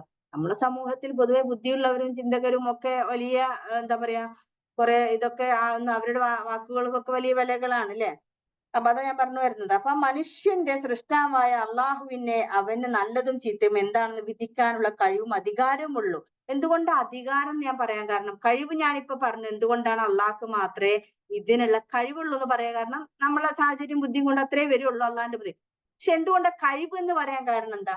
അല്ല, അധികാരം ഞാൻ പറയാൻ കാരണം എന്താ? ഇപ്പൊ നമ്മളെ സൃഷ്ടിച്ചത് അള്ളാഹു ആണ്. നമ്മളെല്ലാവരെയും സൃഷ്ടിച്ചത് അള്ളയാണെന്നുള്ള ആർക്കും ഒരു സംശയമില്ല. അതുകൊണ്ട് തന്നെ ഈ സൃഷ്ടികൾക്ക് ആവശ്യമായുള്ള നിയമങ്ങൾ ഉണ്ടാക്കാനും ഏതാണ് ശരി ഏതാണ് തെറ്റ്, മനുഷ്യ നിന്നെ ഞാൻ സൃഷ്ടിച്ചു, നീ ഇന്ന കാര്യങ്ങളൊക്കെ ചെയ്താലാണ് നിനക്ക് നല്ലത് എന്ന് പറഞ്ഞു തരാനുള്ള അധികാരം അള്ളാഹുവിന് മാത്രമേ ഉള്ളൂ. കാരണം അതിന്റെ കാരണം എന്താണ്? മനുഷ്യനെ സൃഷ്ടിച്ചത് അള്ളാഹു ആണ്. ക്രിയേറ്റർ അള്ളാഹു ആയതുകൊണ്ട്, സൃഷ്ടാവ് അള്ളാഹു ആയതുകൊണ്ട് സൃഷ്ടികൾക്കുള്ള നിയമങ്ങൾ ഉണ്ടാക്കാനുള്ള അധികാരം അള്ളാഹിന് മാത്രമേ ഉള്ളൂ. അതെന്തോന്ന് വെച്ചാൽ ഒരു മൊബൈൽ മാനുഫാക്ചർ ചെയ്യുന്ന ഒരു കമ്പനി മൊബൈല് അവരുണ്ടാക്കുന്നു, അതിന്റെ കാറ്റലോഗ് വേറെ കമ്പനി ഉണ്ടാക്കി എന്തായിരിക്കും അവസ്ഥ? ഒന്ന് അത്ര ചിന്തിച്ചാൽ മതി. ആ കാറ്റലോഗ്, ആ മൊബൈൽ ഉണ്ടാക്കിയ കമ്പനിയിലെ ആളുകളെ കൂട്ടാതെ വേറെ ഏതോ ഒരു കമ്പനി അതിന്റെ കാറ്റലോഗ് ഈ മൊബൈൽ ഇങ്ങനെ പ്രവർത്തിക്കണം അങ്ങനെ പ്രവർത്തിക്കണം എന്ന് പറയാൻ അവർക്ക് അവകാശമുണ്ടോ? അവർക്ക് അധികാരമുണ്ടോ? ഇല്ല. അത് അങ്ങനെ അധികാരം അങ്ങനെ വേറെ കമ്പനിയെ ഏൽപ്പിച്ച് അത് ശരിയാവുകയില്ല. കാരണം ക്രിയേറ്റ് ചെയ്ത ഒരാൾക്ക്, മാനുഫാക്ചർ ചെയ്ത കമ്പനിക്ക് മാത്രമേ ഉള്ളിലുണ്ടാക്കിയ സാധനങ്ങൾ എന്താണെന്നും അതിന്റെ സ്വഭാവം എന്താണെന്നും പറയാൻ പറ്റുള്ളൂ. അവർക്ക് മാത്രമേ അതിന്റെ കാറ്റലോഗ് ഉണ്ടാക്കാൻ പറ്റുള്ളൂ. അതുപോലെ തന്നെയാണ് മനുഷ്യനെ ക്രിയേറ്റ് ചെയ്ത അള്ളാഹ്ക്ക് മാത്രമേ മനുഷ്യന്റെ മനുഷ്യന്റെ ഉള്ളിലുള്ള ഒരു പുരുഷനും സ്ത്രീയും തമ്മിലുള്ള വികാര വിചാരങ്ങൾ അടക്കമുള്ള വ്യത്യാസം അള്ളാഹ്ക്ക് മാത്രമേ അറിയുള്ളൂ. അപ്പൊ അതുകൊണ്ട് തന്നെ അള്ളാഹ്ക്ക് മാത്രമേ നിയമം ഉണ്ടാക്കാൻ അധികാരമുള്ളൂ എന്നാണ് ഞാൻ പറഞ്ഞു വന്നത്.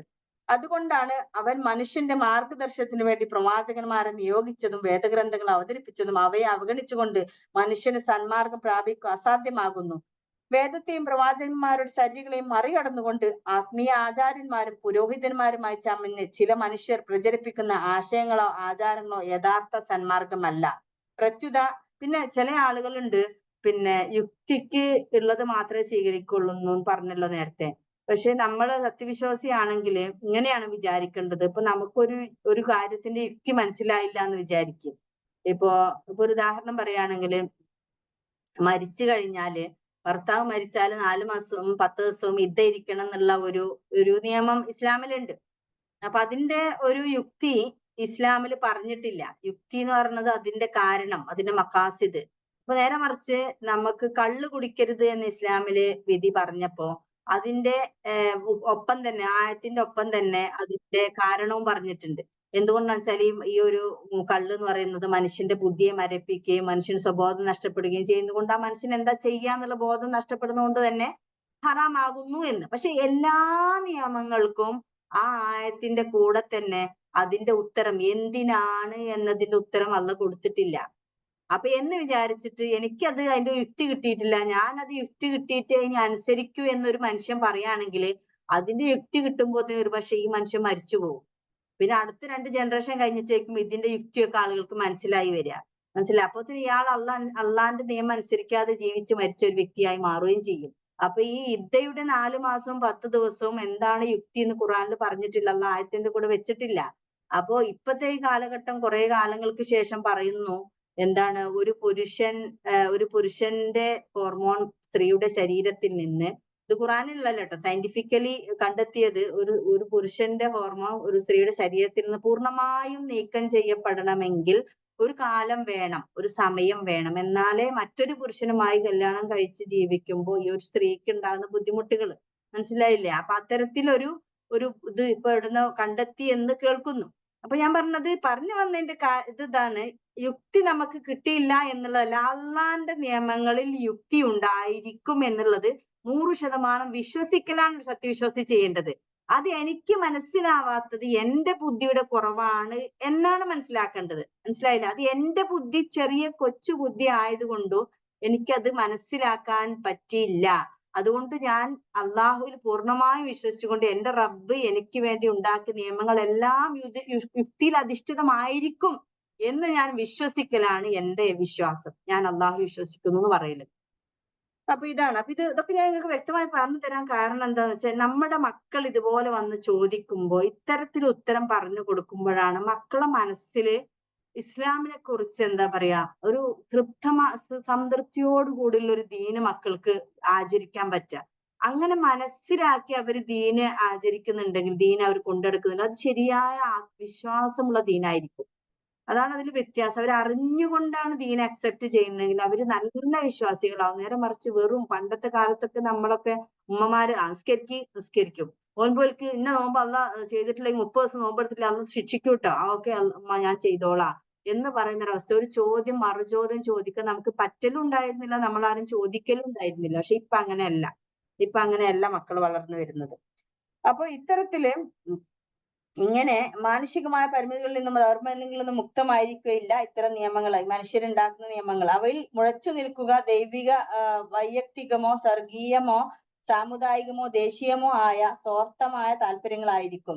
അപ്പൊ ഇതില് ഞാൻ പറഞ്ഞു വന്ന വേറൊരു പോയിന്റ് പറയാനുള്ളത്, സ്വാർത്ഥമായ താല്പര്യങ്ങള് മനുഷ്യന്മാരുടെ ഈ മനുഷ്യരുണ്ടാക്കുന്ന നിയമങ്ങളിൽ സ്വാർത്ഥ താല്പര്യം ഉണ്ടാകുമെന്ന് ഈ ഒരു തഫ്സീറിൽ പറയുന്നുണ്ട്. ഒറ്റ ഉദാഹരണം ഞാൻ പറയാം. ഇപ്പോ നമ്മളെ പാർലമെന്റിൽ, ഇന്ത്യൻ പാർലമെന്റിലൊക്കെ നിയമങ്ങൾ പാസ്സാവുന്നത്, പുതിയ പുതിയ നിയമങ്ങൾ പാസ്സാവുന്നത് എന്തടിസ്ഥാനത്തിലാണ്? ആ ഒരു പാർലമെന്റിലുള്ള അംഗങ്ങളിലെ 50% ആളുകൾ ഈ പുതിയ നിയമത്തിനെ വോട്ട് ചെയ്ത് ടിക്കിട്ടാൽ ആ നിയമം അവിടെ പാസ്സായി. 100 ആളുകളിൽ 51 ആളുകൾ ആ നിയമത്തെ ടിക്കിട്ടാൽ ഓക്കെ അത് പാസ്സായി എന്നുള്ളതാണ് ഇന്ത്യയിൽ ഒരു നിയമം പാസ്സാകുന്നത്. അപ്പോ നമുക്കറിയാം ഇന്ത്യ സാഹചര്യത്തിലൊക്കെ ഈ പാർലമെന്റിലൊക്കെ അധികവും പുരുഷ മേധാവിത്വമാണ് അല്ലെ? പുരുഷ മേധാവിത്വമാണ്. പുരുഷന്മാർ തീർച്ചയായും അവരുടെ ദേഹേച്ഛകൾ നമുക്കറിയാം. സ്ത്രീ എങ്ങനെ നടക്കണം, സ്ത്രീ എന്താവണം, മദ്യം നിരോധിക്കണോ വേണ്ടയോ? ഒരു പുരുഷൻ എന്താ പറയാ? വേണ്ട, ഒരിക്കലും മദ്യം നിരോധിക്കണ്ട. സ്ത്രീ എന്താ പറയാ? അയ്യോ മദ്യം നിരോധിക്കണം, മദ്യം കൊണ്ട് ഞങ്ങൾക്ക് കുടുംബത്തിനുണ്ടാകുന്ന പ്രശ്നങ്ങൾ, എത്രയോ അടിയും തൊഴിയും കിട്ടുന്ന എത്രയോ സ്ത്രീകളുണ്ട്. അവര് പാർലമെന്റിൽ ഉണ്ടായിരുന്നെങ്കിൽ അവരെന്താ പറയാ? എന്തായാലും മദ്യം നിരോധിക്കണം എന്നാ പറയാ. കാരണം അവരുടെ ജീവിത സാഹചര്യം അതാണ്. പക്ഷെ പുരുഷ മേധാവിത്വമുള്ള ഒരു ഇതില് ഒരിക്കലും മദ്യ നിരോധനം നടക്കുകയില്ല. അതുപോലെ തന്നെ സ്ത്രീകളുടെ അഴിഞ്ഞാട്ടം, ഡ്രസ്സ്, കാര്യങ്ങൾ അവരാഗ്രഹിക്കുന്നത് തെരുവിലൂടെ ഒരു സ്ത്രീയെ ഈ ഒരു നല്ല ഒരു ഡ്രസ്സിൽ, ഇങ്ങനത്തെ ഒരു വേണ്ടാത്ത കോലത്തിലുള്ള ഡ്രസ്സാണ് അവരുടെ ശരീരത്തിന് ഉത്തേജിപ്പിക്കുന്ന, രസം തോന്നുന്നത് അതാണ്.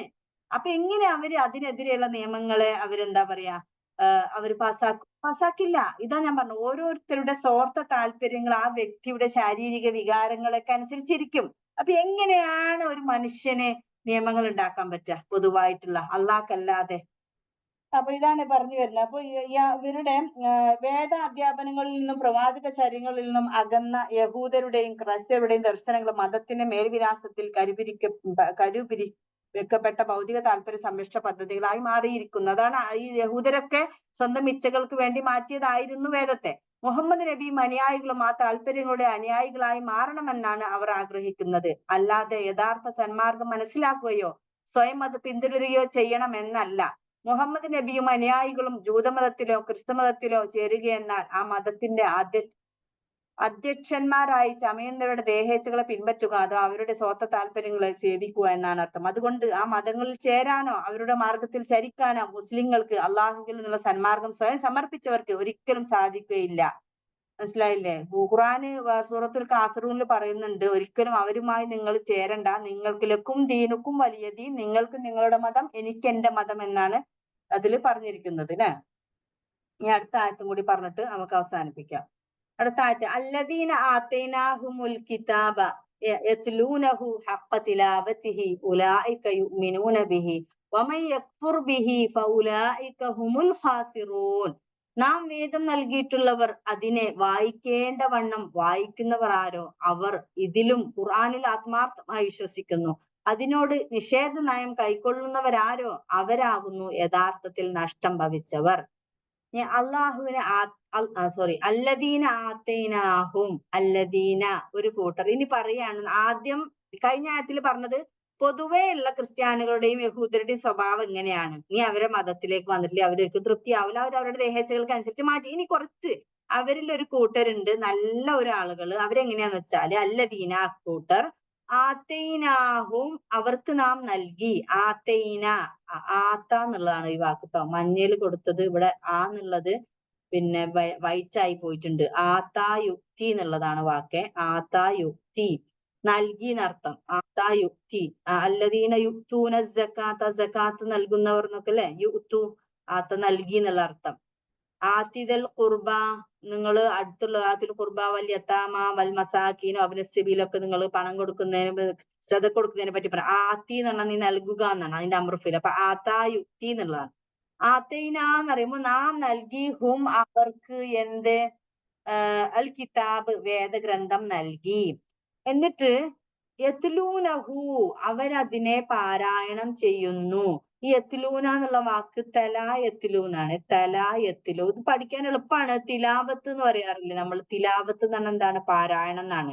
അപ്പൊ തല എന്നുള്ള വാക്കിൽ നിന്നാണ് തിലാവത്ത് എന്ന് വരുന്നത്, പാരായണം. തല എന്ന് പറഞ്ഞാൽ പാരായണം ചെയ്തു, യത്ലു പാരായണം ചെയ്യുന്നു. അപ്പൊ യത്ലൂന ഹു അതിനെ, ഹു എന്ന് പറഞ്ഞാൽ അതിനെ, ഏതിനെ? ഈ കിതാബിനെ, കിതാബിനെയാണ് പറയുന്നത്. അല്ലദീന ആതൈനാഹുമുൽ കിതാബ അവർക്ക്, അല്ലദീന ഒരു കൂട്ടരുണ്ട്, ആതൈന നാം നൽകി, ഹും അവർക്ക്, അൽ കിതാബ കിതാബിനെ. എന്നിട്ട് ആ കിതാബിനെ യത്ലൂന അവർ പാരായണം ചെയ്യുന്നു. ഇവിടെ ഈ തല യത്ലു എന്നുള്ള വാക്ക് ഇവിടെ യത്ലൂന എന്നാ വരുന്നത്. യത്ലൂന വാവും നൂനും വരുമ്പോ എന്താവും? അവർ പാരായണം ചെയ്യുന്നു എന്നാവും. യഅലമൂന എന്നൊക്കെ പോലെ. യത്ലൂന അവർ പാരായണം ചെയ്യുന്നു, ഹു അതിനെ. എങ്ങനെ? ഹഖ്ഖ തിലാവതിഹി, ഹഖ് എന്ന് പറഞ്ഞ ശരിയായ രീതിയിൽ, സത്യമായ രീതിയിൽ, മുറപ്രകാരം എന്നൊക്കെ പറയും. ഹഖ് ഹഖ തിലാവത്തിഹി. തിലാവത്ത് എന്ന് പറഞ്ഞാൽ എന്താ? പാരായണം. ഈ തല എന്നുള്ളതിന്റെ നൗണാണ് തിലാവത്ത്. തിലാവത്തിഹി അതിന്റെ പാരായണം. മനസ്സിലായല്ലോ? തിലാവത്തിഹി അതിന്റെ പാരായണം. എങ്ങനെയാണ് അവര്? യത്ലൂനഹു ഹഖ തിലാവത്തിഹി അതിന്റെ ശരിയായ പാരായണം, അതിന്റെ പാരായണത്തിന്റെ ശരിയായ രീതിയിലാണ് അവർ പാരായണം ചെയ്യുന്നത്. ഉലായിക്ക അവരാണെന്ത്? അക്കൂട്ടർ. ഉലായിക്ക അക്കൂട്ടർ. യുഅ്മിനൂന അവർ വിശ്വസിക്കുന്നു. ആമന യുഅ്മിനു എന്നുള്ള വാക്കാണ്. ഇതൊക്കെ കുറെ പറഞ്ഞതുകൊണ്ടാണ് ഇവിടെ എഴുതാത്തത്. ആമന യുഅ്മിനു, യുഅ്മിനൂന അവർ വിശ്വസിക്കുന്നു. ബിഹി അതിലേതിൽ? ആ കിതാബിൽ, മുകളിൽ പറഞ്ഞ കിതാബിൽ അവർ വിശ്വസിക്കുന്നു. ഇനി ആൻഡ് മൈ യക്ഫുർ ബിഹി, ഇനി ആരെങ്കിലും യക്ഫുറു അതിനെ കഫറ നിഷേധിച്ചു, യക്ഫുർ ബിഹി ആരെങ്കിലും അതുകൊണ്ട് നിഷേധിക്കുകയാണെങ്കിൽ, അതിനെ നിഷേധിക്കുകയാണ്. ബി എന്ന് പറഞ്ഞാൽ കൊണ്ട്, ഹി അതിനെ, അതുകൊണ്ട് എന്നുള്ള ഇവിടെ അതിനെ എന്നുള്ള ഉദ്ദേശിച്ചിട്ടാണ്. ബിഹി യക്ഫുർ നിഷേധിക്കുക. അപ്പോൾ ഉലായിക്ക അക്കൂട്ടരാകുന്നു, ഹും അവർ ആകുന്നു, അൽ ഖാസിറൂൻ ഖാസിരീങ്ങൾ അതായത് നഷ്ടക്കാർ. ഖാസിർ എന്ന് പറഞ്ഞാൽ നഷ്ടം പറ്റിയവൻ, നഷ്ടം പറ്റിയവൻ ഖാസിർ. അപ്പൊ അതിന്റെ പ്ലൂറലാണ് ഖാസിറൂൻ. അപ്പൊ ഫൗലായി. അപ്പൊ ഇതില് വളരെ എളുപ്പം കുറച്ച് വാക്കുകളല്ലേ പുതിയതുള്ളൂ. ഖാസിറൂൻ എന്ന് പറഞ്ഞാൽ നഷ്ടക്കാർ, യുഅ്മിനൂന അവർ വിശ്വസിക്കുന്നു, യക്ഫുർ എന്ന് പറഞ്ഞാൽ നിഷേധിക്കുന്നു, തിലാവത്ത് പാരായണം, തലാ യത്ലു എന്നുള്ളതിന്റെ വാക്കാണ് യത്ലൂന. ആത്തൈന എന്ന് പറഞ്ഞാൽ നാം നൽകി, ആത്ത എന്നുള്ളത് നൽകി എന്നുള്ള അർത്ഥം. അപ്പൊ ഇവിടെ അല്ലദീന ഒരു കൂട്ടരുണ്ട്, ആത്തൈന നാം നൽകി, ഹും അവർക്ക്, അൽ കിതാബ കിതാബിനെ, യത്ലൂനഹു അവരതിനെ പാരായണം ചെയ്യുന്നു. ഇതിൽ അതിനെ എന്നുള്ളതിന്റെ വാക്ക് ഏതാണ്? ഹു. ഹഖ്ഖ തിലാവത്തിഹി അതിന്റെ ശരിയായ പാരായണം ചെയ്യുന്ന രീതിയിൽ. ഉലായിക്ക അവരാകുന്നു, യുഅ്മിനൂന ബിഹി അവരതിൽ വിശ്വസിക്കുന്നവരാണ്. ഇനി ഒരു ആൻഡ് മൈ യക്ഫുർ ബിഹി ആരെങ്കിലും അതിനെ നിഷേധിക്കുകയാണെങ്കിൽ അപ്പോൾ ഉലായിക്ക ഹും അവരാകുന്നു അൽ ഖാസിറൂൻ ഖാസിരീങ്ങൾ നഷ്ടം പറ്റിയവർ. അതായത് ഇതില് പറയാണ് വേദക്കാരിലെ ഉത്തമ വിഭാഗത്തെയാണ് ഇവിടെ സൂചിപ്പിക്കുന്നത്. അവരിലും ഉണ്ട് നല്ല ആളുകൾ. നമ്മൾ പൊതുവെ എല്ലാ ജൂതന്മാരും എല്ലാ ക്രിസ്ത്യാനികളെയും അടച്ചാക്ഷേപിക്കാൻ പാടില്ല. അവരിലും ഉണ്ട് ശരിയായ സത്യമായ രീതിയിൽ വേദത്തെ വായിച്ചവർ. അവർ നിഷ്കളങ്കതയോടും സത്യസന്ധതയോടും അള്ളാഹുവിന്റെ ഗ്രന്ഥം പാരായണം ചെയ്യുന്നവരാണ്. തന്നിമിത്തം അള്ളാഹുവിന്റെ ഗ്രന്ഥം അനുസരിച്ച് സത്യമായതെല്ലാം അവർ സത്യമായി തന്നെ അംഗീകരിക്കുന്നു. അവർ മാറ്റാനൊന്നും പോയിട്ടില്ല. അവർ അള്ളാഹ് പറഞ്ഞ അതുപോലെ അംഗീകരിക്കുന്നു. അതായത് ഇവിടെ പറയുന്നത് വേദവാഹകരുടെ പൊതു സ്വഭാവം വ്യക്തമായും അവർ സത്യവിശ്വാസം കൈക്കൊള്ളുമെന്ന് പ്രതീക്ഷിക്കേണ്ടതില്ലെന്ന് ഉണർത്തി. ആദ്യത്തെ ആയത്തിൽ അങ്ങനെയാണ് പറഞ്ഞത്. വേദത്തെ സ്വാർത്ഥ താല്പര്യങ്ങളുടെ മുൻവിധിയില്ലാതെ സമീപിക്കുകയും സത്യസന്ധമായി വായിക്കുകയും ചെയ്യുന്ന ചിലരും അക്കൂട്ടത്തിൽ ഉണ്ടെന്ന് ചൂണ്ടിക്കാണിക്കുകയാണ് ഈ ആയത്തിൽ. മദീനയിലെ ജൂതന്മാരിൽ നിന്ന് ഇസ്ലാമിലേക്ക് വന്ന അബ്ദുല്ലാഹിബിൻ സലാമിനെ പോലുള്ളവർ അതിന് ഉദാഹരണമാണ്.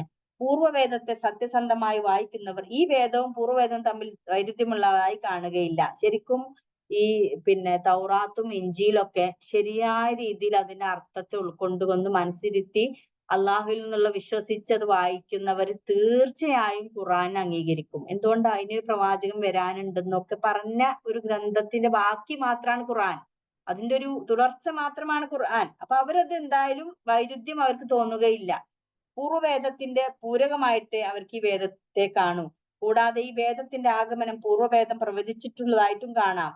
അവർക്ക് ഈ ഖുർആനിൽ വിശ്വസിക്കാതിരിക്കാൻ കഴിയില്ല. കാരണം അവർ വേദം വായിക്കുന്ന സന്മാർഗ ദർശനം ആത്മാർത്ഥമായി ആഗ്രഹിച്ചു കൊണ്ടായിരിക്കും.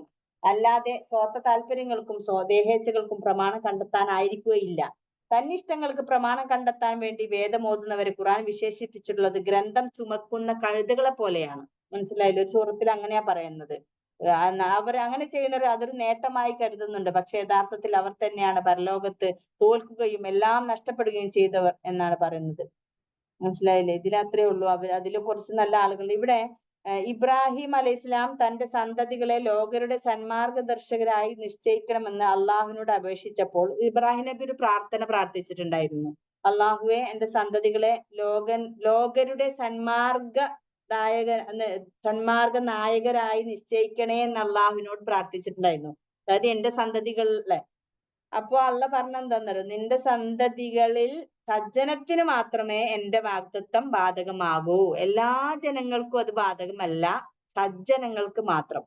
അതിൽ നിന്ന് വിലക്കപ്പെടുമെന്നും അള്ളാഹു അസന്നിഗ്ധമായി പ്രസ്താവിച്ചു. ദൈവഭക്തിയോടെ നിലകൊള്ളുന്നവർ മാത്രമേ അന്ത്യപ്രവാചകങ്ങൾ വിശ്വസിക്കൂ എന്ന് അള്ളാഹു മൂസ അലൈഹി ഇസ്ലാമിനോടും വ്യക്തമാക്കിയിട്ടുണ്ട്. ഇതേ സംഗതി ശൈലി ഖുറൈശ അലൈഹി ഇസ്ലാമിനോടും വ്യക്തമായിട്ടുള്ളതായി കാണാം. അതായത് അവരോടൊക്കെ അള്ളാഹ് പറഞ്ഞിട്ടുണ്ട്, നിങ്ങളുടെ എല്ലാ അനുയായികളും ഇതിൽ വിശ്വസിക്കുകയില്ല. അതിൽ സജ്ജനങ്ങളും വേദത്തെ യഥാർത്ഥ രീതിയിൽ കാണുകയും അത് വായിക്കുകയും ചെയ്യുന്നവർ മാത്രമേ മാർഗത്തിൽ തുടരുകയുള്ളൂ. പ്രവാചകൻ വിശ്വസിക്കുകയും മുസ്ലിമായി തുടരുകയും. മുസ്ലിം എന്ന് പറഞ്ഞാൽ എന്താ? അള്ളാഹു ഇറക്കിയ ഏത് വേദമാണെങ്കിലും അതിനെ ആത്മാർത്ഥമായി ഉൾക്കൊള്ളുകയും അള്ളാഹുവിൽ നിന്നാണെന്ന് വിശ്വസിച്ചുകൊണ്ട് സ്വന്തത്തെ അള്ളാഹുവിന് സമർപ്പിക്കുന്ന ആളുകളാണ് മുസ്ലിം എന്ന വാക്കിന്റെ അർത്ഥം അതാണ്, അർഹരാവുക.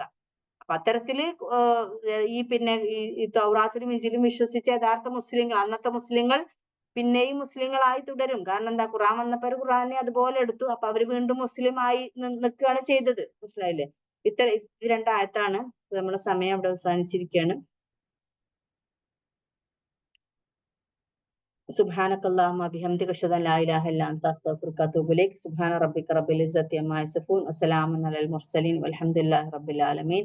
ബിസ്മില്ലാഹിർ റഹ്മാനിർ റഹീം. വൽ അസ്രി ഇന്നൽ ഇൻസാന ലഫീ ഖുസ്ർ ഇല്ലൽ ലദീന ആമനു വഅമിലുസ് സ്വാലിഹാത്തി വതവാസൗ ബിൽ ഹഖ് വതവാസൗ ബിസ് സബ്ർ. ആമീൻ.